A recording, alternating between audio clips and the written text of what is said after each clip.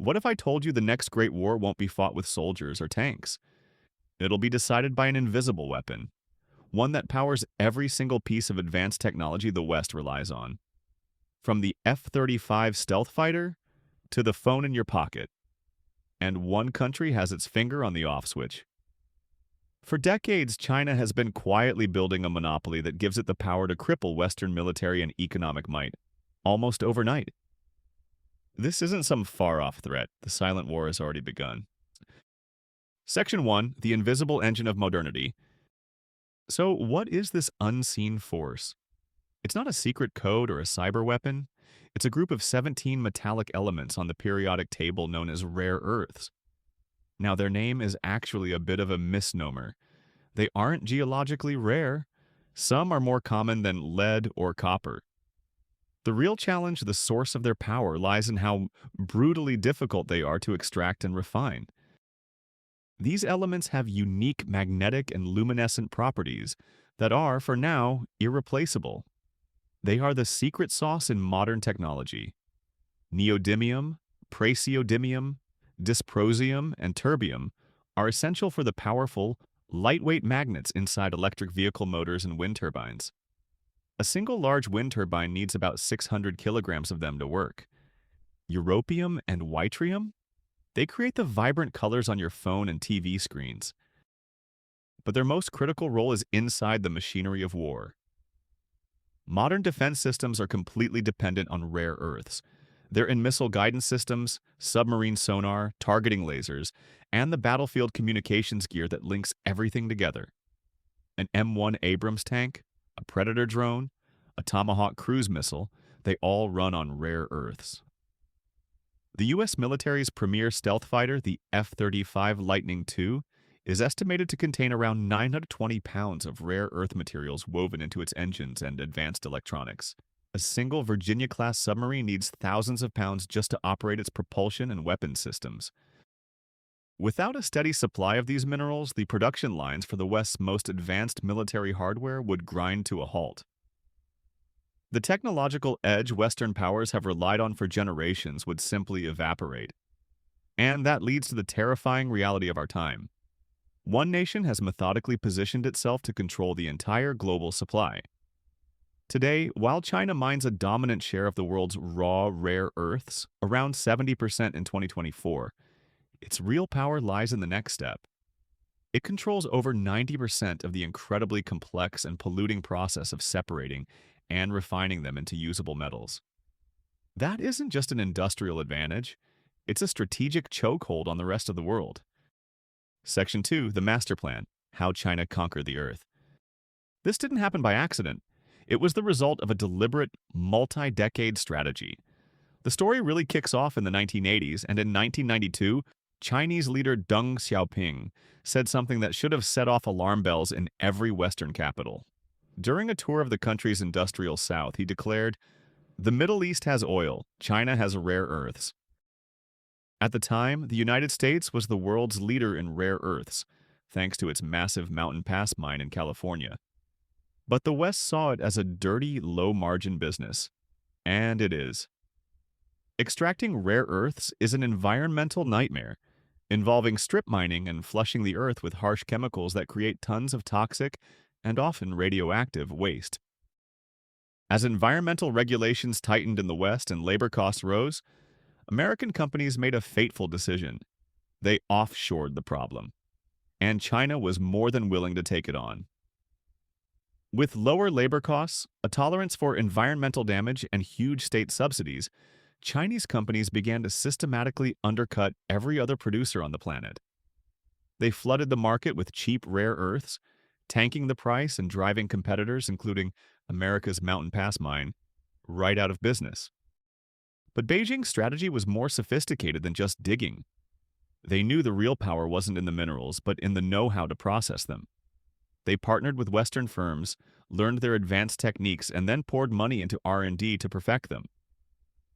They even bought up key Western assets like Magna-Quench, a General Motors subsidiary and a leader in magnet technology, and moved its entire operation to China. By the early 2000s, the trap was set. The West had willingly given up its mines, its factories, its engineers, and its expertise. Today, even when a Western company mines rare earths, the raw materials often have to be shipped to China for the final critical refining stages because they're the only ones who can do it at scale.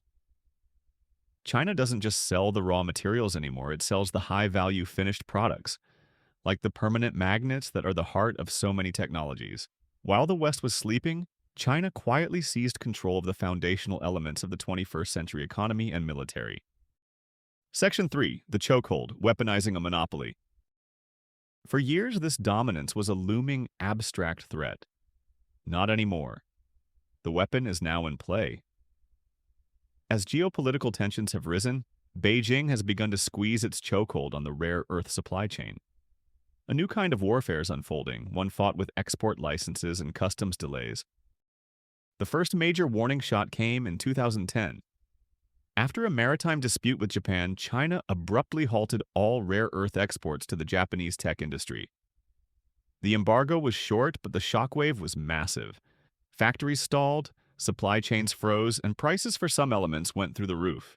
It was a stunning demonstration of the power China now held. In the years since, the threats have become more explicit. Chinese officials have repeatedly floated using rare earths as a weapon in the trade war. In recent years, Beijing has imposed tightening export controls.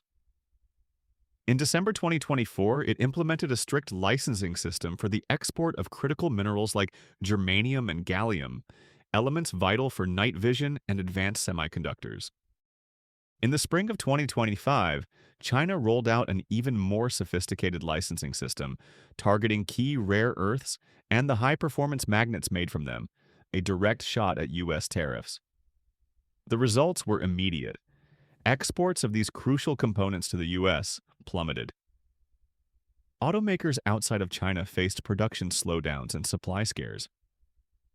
Defense contractors have seen prices for essential minerals like samarium, used in jet fighter engines, spike dramatically. The tactics are insidious, often wrapped in plausible deniability. Beijing might require importers to submit sensitive end-user data to ensure materials aren't used for military purposes. Shipments are mysteriously detained at customs for months. It's estimated that over 80,000 components in Pentagon weapon systems rely on minerals now subject to Chinese export controls. Defense giants like Lockheed Martin have warned of production cuts, and suppliers of key military sensors have stated their reserves of germanium are at their limit. This isn't just a trade dispute, it's a strategic strangulation. Section 4. The West wakes up, a desperate race against time. The alarm bells, ignored for decades, are finally screaming. Acknowledging a catastrophic vulnerability, the United States and its allies are scrambling to break free from China's chokehold. It's a frantic, desperate race against time, with governments pouring billions into a problem they neglected for decades. The Pentagon is leading the charge, recognizing that mineral access is now as crucial as an aircraft carrier. Since 2020, the Department of Defense has invested over $439 million to kickstart a domestic mine-to-magnet supply chain. It's awarding huge contracts to companies like MP Materials, owner of the reopened Mountain Pass mine, and Australian miner Lynas, to build processing facilities on U.S. soil. The goal is audacious. By 2027, the Pentagon wants its contractors to be completely free of Chinese magnets. This is all part of a bigger strategy. Diversify supply with allies like Australia and Canada, invest in substitute materials, improve recycling, and, most importantly, rebuild domestic production from the ground up. But this flurry of activity hides a grim reality. Building a rare earth supply chain from scratch is a monumental task. The challenges are staggering. First, there's time. It can take more than 15 years to get a new mine from discovery to full production. Building the complex refining plants takes another 3 to 5 years, and that's if everything goes right. China had a 40-year head start. The West is trying to catch up in less than a decade. Second, the cost. A single processing facility can run over $500 million. Private investors are nervous, spooked by volatile prices that China can easily manipulate to crush new competitors. Third, and maybe the toughest, is the environment. Remember, the reason the West got out of this business was its toxicity. The process produces waste laced with heavy metals and radioactive elements. In a democracy, nobody wants a toxic waste pond in their backyard. Public opposition and environmental rules, while necessary, add years and millions to the cost. Hurdles China's state-run system simply ignored. Finally, there's the knowledge gap. China has spent decades creating a deep pool of experts. The West has to relearn these skills almost from scratch.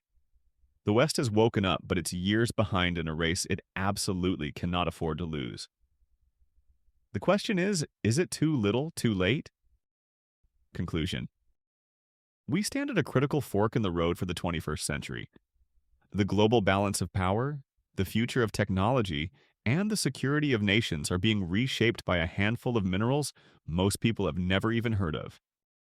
The old days, when wars were decided by oil fields and steel mills, are over. The new battlefield is the supply chain. The new strategic assets are the 17 elements that power everything from the green energy revolution to the invisible networks of modern war. For 40 years, China executed a brilliant, patient, and ruthless long game. They saw the future. And while the West chased short-term profits and offshored its industrial backbone, Beijing built a monopoly. Now they wield that monopoly as a weapon, capable of holding the world's most advanced economies and militaries hostage. The next great power competition might not begin with an invasion or a declaration of war. It could begin quietly in a customs office with a blocked shipment of neodymium magnets. It could unfold in the silent shutdown of a factory making fighter jet engines or an assembly line for electric cars. This is the new reality of geopolitical conflict. As the world shifts from soldiers to supply chains, one fact is becoming terrifyingly clear. Whoever controls the mines and, more importantly, the refineries, will control the future.